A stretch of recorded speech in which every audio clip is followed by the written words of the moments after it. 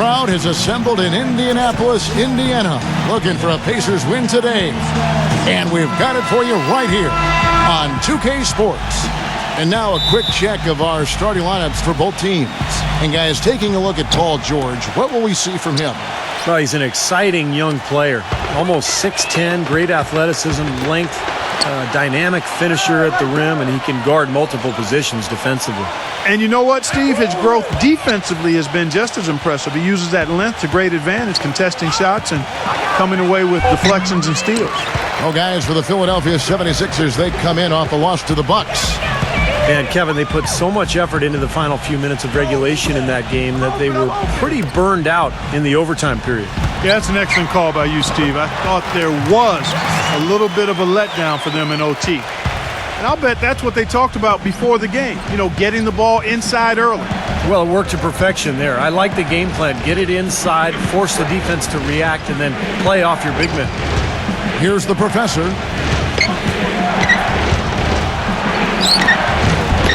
Hill pulls it in. Well, for the 76ers last season, just really tough offensively.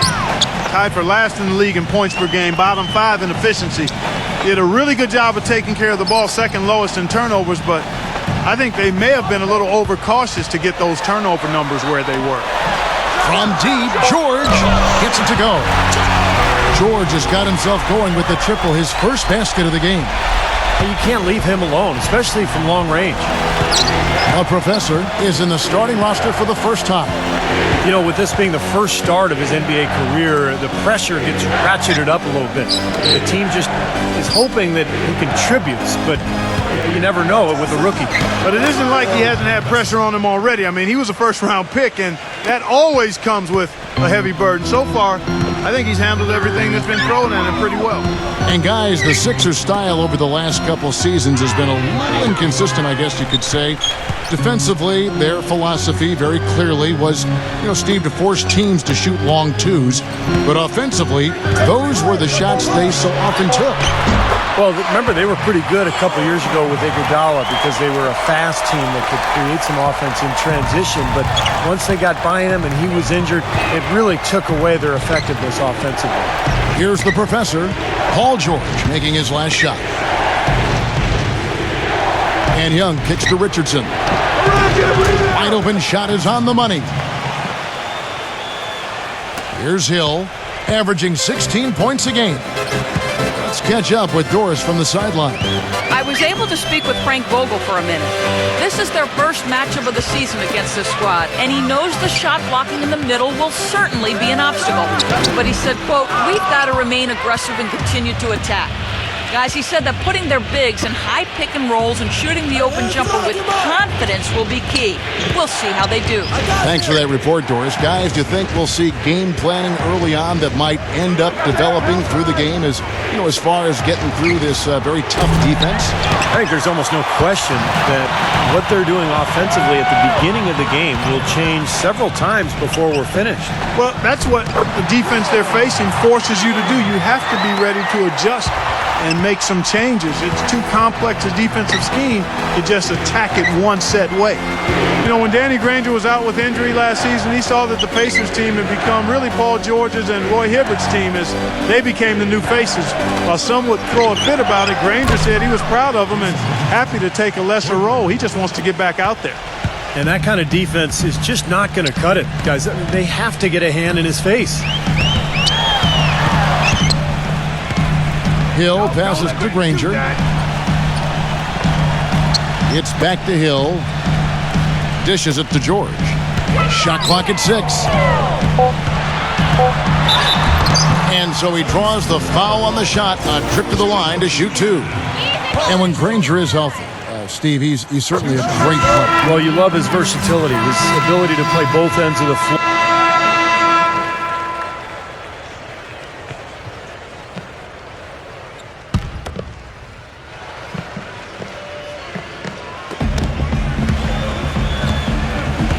And Moultrie kicks to Turner. Pass to Brown. And it's going to be out of bounds. The Pacers will take it. And you talk about Frank Vogel, guys, and the Pacers. It seemed he won over his roster.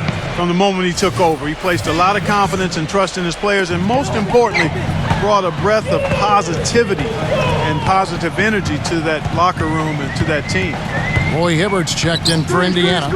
West comes in for Luis Scola. Down low, West and Hibbert.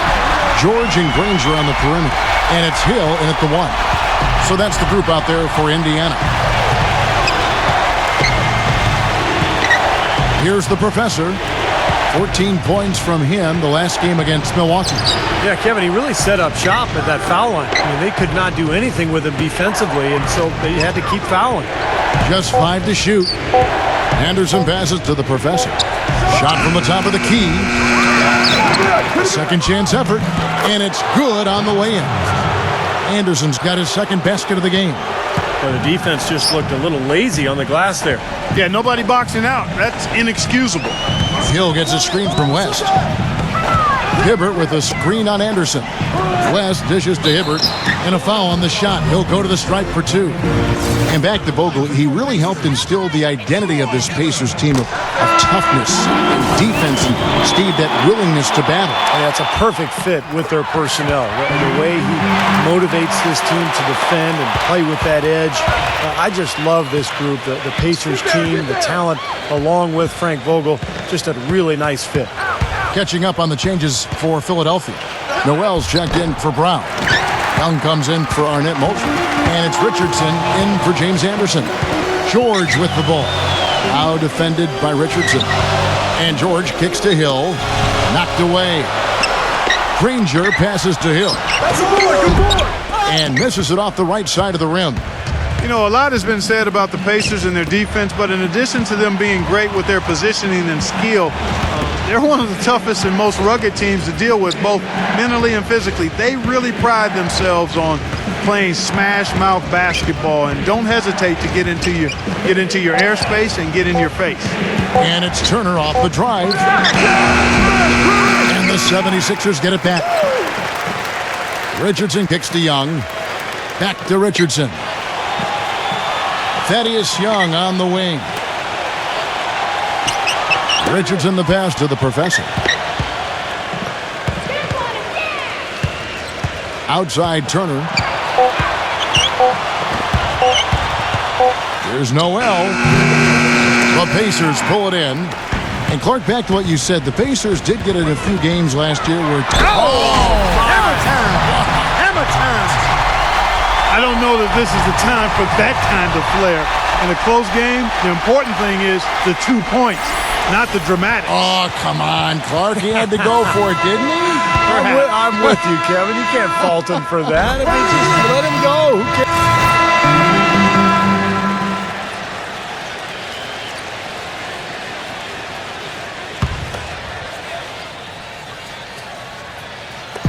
And so it's Indiana with it. Mahimi dishes to Scola. The turnaround jumper. And Allen with the block. Here's the professor, averaging 10 points per contest. And out of bounds as the Pacers gain possession. Now, severe lack of awareness on his part. He had no idea he was near the out-of-bounds line. And the 76ers making a change here. I'd like to see them go 2 for 1 here. I would, too. They need to make this a quick possession and a fruitful one, too. Kicks to Johnson. He passes to West. Outside Hill. Clock at 6. They swipe it. Tipped. Now the Pacers moving it up. Granger for the 3. That is good. Granger's got himself going there. His first points of the game on the deep ball. Here's the professor.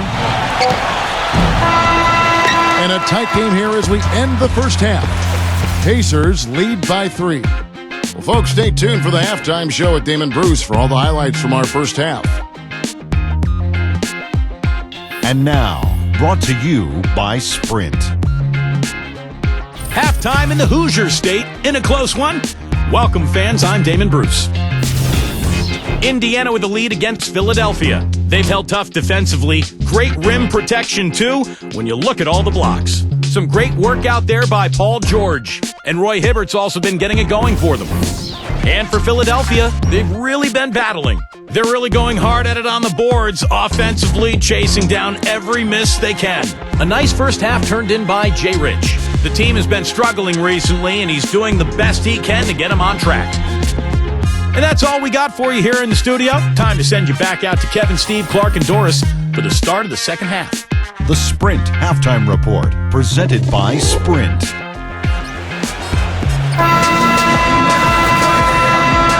Welcome back, everyone. We're ready to get going again as this presentation of the NBA on 2K Sports continues. Players are topped off with Gatorade, hydrated, and ready to get going again as well. It's been one outstanding game from Richardson. I know we've said this many times before, but I'll say it again. He had a great first half, just an explosive offensive display there. At the end of the day, I wouldn't be surprised if we're talking about what a great second half he had. He can usually keep it going for all 4 quarters. So on the floor for Philadelphia, Evan Turner and Thaddeus Young at the forward slots.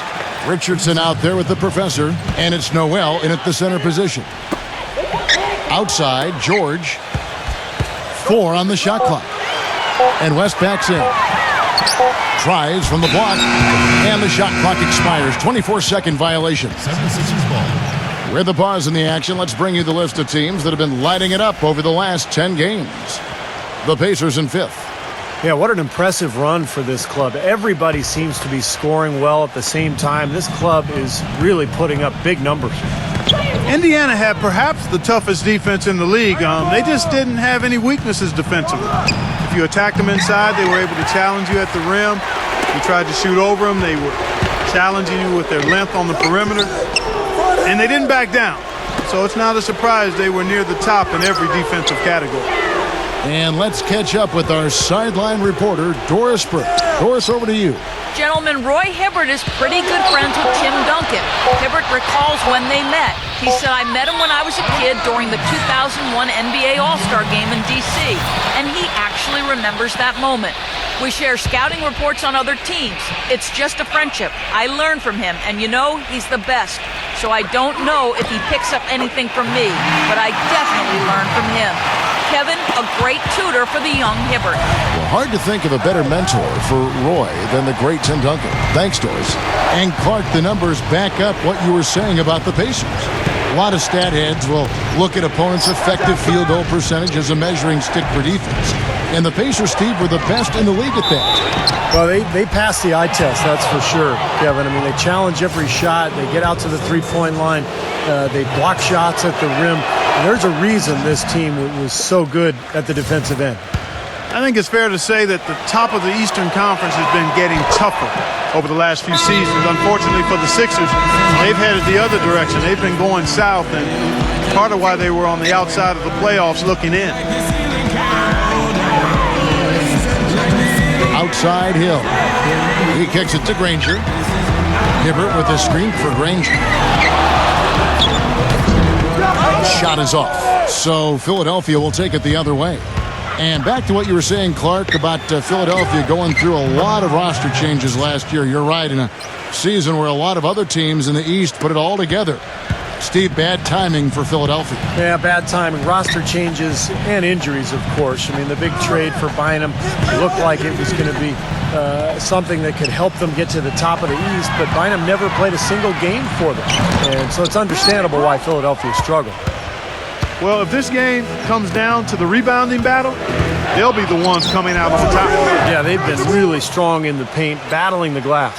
Guys, close one here. No team getting a huge advantage. Yeah, that's exactly right. I mean, there have already been 5 lead changes, but nobody taking control of it. A great matchup. I mean, these two teams really, really match up well talent-wise. I'm enjoying this. Back to George. Granger outside.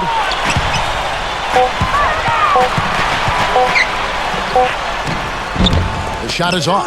Nice D from Turner. This quarter has not been his best. The defense may be starting to affect him a little bit. Well, Danny Granger played only portions of 5 games last season, guys, and basically was trying to overcome a torn patella tendon in his left knee. Had to be terribly frustrating for him. Philadelphia's gone 3 of 6 tonight when they've let it fly from downtown. Richardson kicks to Young. Back to Richardson. Richardson off a pick from Noel. And he wills that one in, sinking right through off the back iron. And a long road back for Danny Granger. Yeah, I know the frustration dealing with a lot of knee issues of my own in my career. It's difficult when you have to face that year after year. Hopefully Granger will be able to come back and maintain it, or regain, I should say, that all-star form that he once showed. He could be a huge addition to this Pacer team. A team right on the cusp.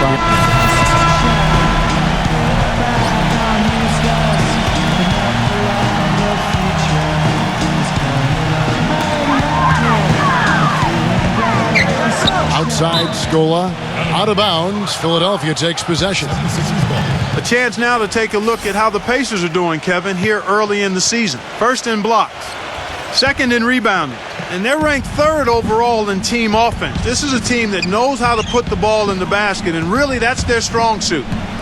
And to me, what jumps out is the blocks, because they're an intimidating team. They really control the paint. They like to physically dominate their opponent. And when they do that and they get a lot of block shots, obviously it gives their defense a ton of confidence. Scola, a screen on Turner. And Stevenson kicks to George. And the three ball is good. George has got 6 here in this quarter. Boy, that was a rugged screen set there, fellas, and the defense didn't even try to go through that one. There's 21 seconds left in the third quarter. 6 on the shot clock. Anderson passes to the professor. And he didn't get quite enough under that one. Here's George. Here's Scola. Again, Indiana. How about the delivery in the lane? Just perfectly done. And we've reached the end of the third quarter. Just a terrific game so far. It's all right, we welcome you back to what's been a hard-fought battle. Fourth quarter should be good. And a chance now to catch up on some numbers here. The hustle stats for Indiana. Well, it's been an outstanding game for them in the open court. Their fast break points really stand out. And the other thing they're doing is they're forcing turnovers and then converting those miscues into points at the other end. George Hill at the 1, Paul George at the 2. Down low, Weston Hibbert. And it's Granger in at the 3 slot. That's the Pacers' 5. Here's the professor. The pass to Young. Here's the professor. 6 to shoot. Shoots from 12. So the whistle blows on the shot, and 2 free throws for the contact right there. Check out the game for the professor. He has 8 points, and he has 1 steal to his credit as well. But he's done a better job than the numbers indicate, really. I think he's been really sound defensively, and he's helped his club. And the second free throw, good. Well, if the Pacers wanted to grab the attention of the league with their postseason play, they certainly did that. They marched through the first 2 rounds by knocking off the Hawks and the Knicks. And, boy, remember, they were a game away from the NBA Finals. And now here's George, the fast break opportunity. And that one's good. 9 points for Danny Granger. I'd say that shot was well within his range. You think so? I mean, I was pretty good from 2 feet and in myself. That's a gimme there. We're just over a minute into this final quarter of play. Shoots from the baseline. It's blocked. Out of bounds. Indiana takes possession. James Anderson, he's checked in for Philadelphia.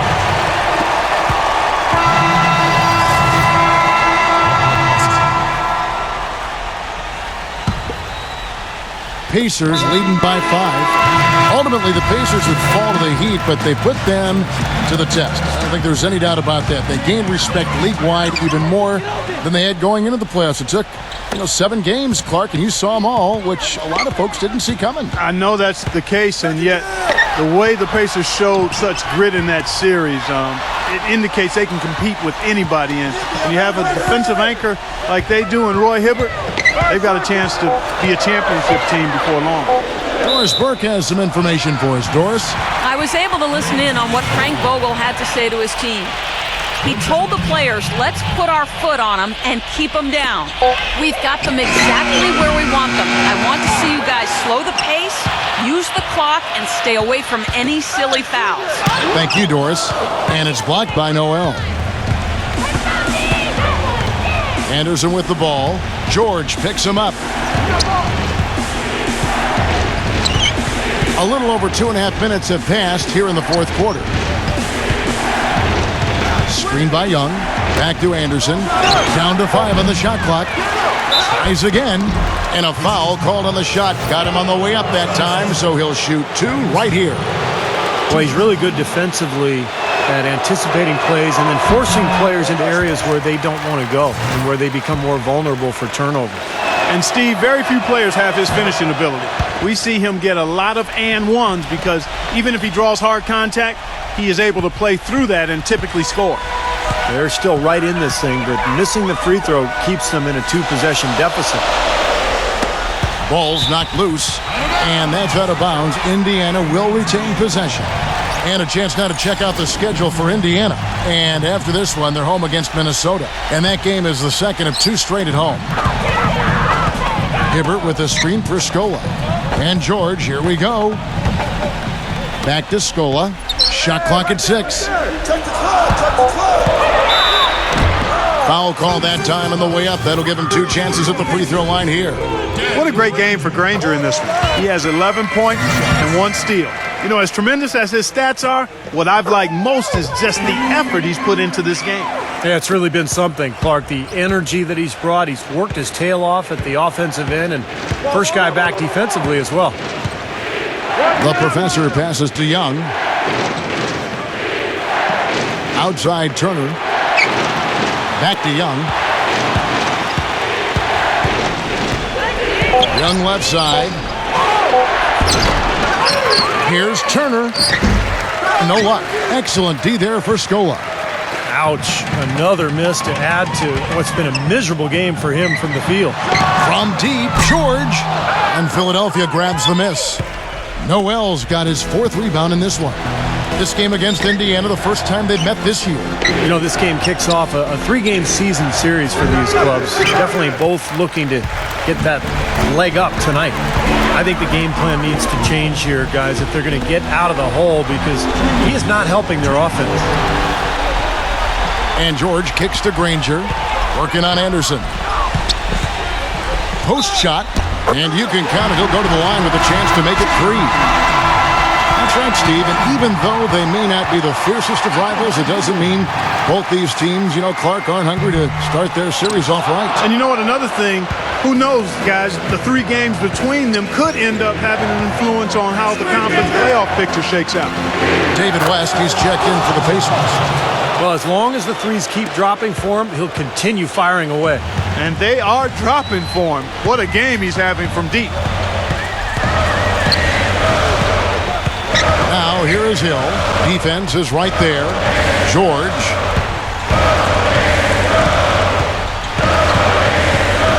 Passes to Granger. From past the arc. They get it again. West. The layup off target. Looking at the last game for the Indiana Pacers, it was a loss to the Celtics in Boston. Well, they heaved up a lot of ill-advised three-pointers in that loss. Guys, they were way too trigger-happy from downtown. Yeah, and that's not the area on the court where you want to be forcing shots from. Heck, you were a great three-point shooter, and you know that, Steve. Yeah, I mean, it comes and goes, but you can't just rely on that when things aren't going your way. Granger backing him down.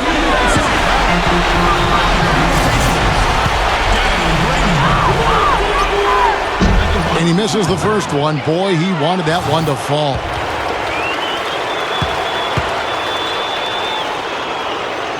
And the second of 2 is good. That increases their lead to 6.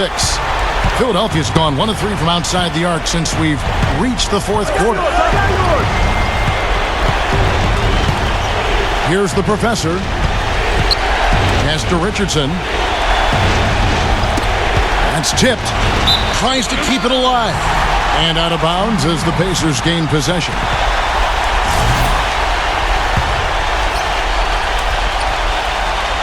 Indiana's gone 0-3 so far in the fourth quarter from long range. And an intentional foul right there. First free throw is good, and that makes it a 7-point lead.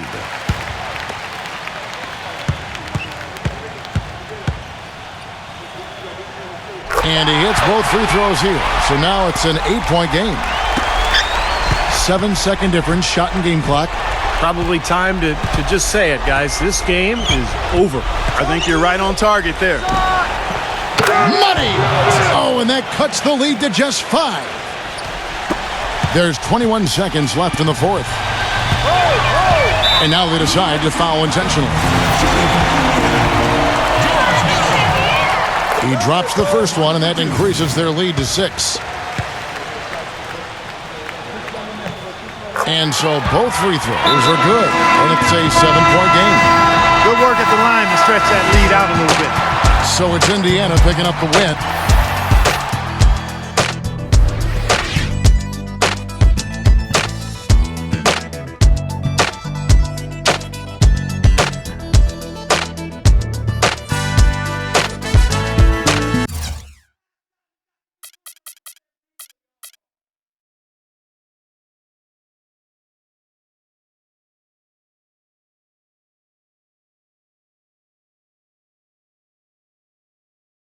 Coach has just indicated that you're now the starter at your position.